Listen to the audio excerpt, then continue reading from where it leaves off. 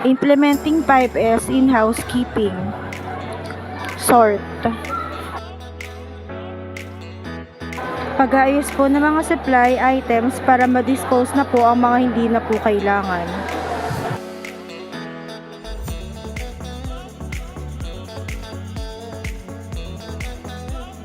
Paglilinis po sa cabinet para ma-check ang mga kailangan na pong itapon. Set in order. Bali, refilling and organizing stocks po para mas mapadali at maayos ang pagkuha ng mga stocks.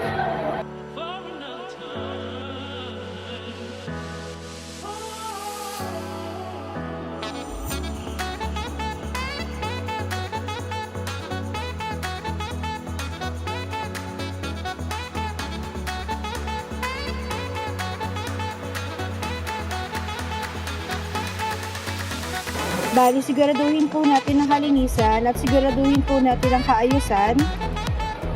Nang sa ganun po ay ma-practice or tumatak na sa ating kaisipan ang kalinisan at kaayusan ng ating workflow.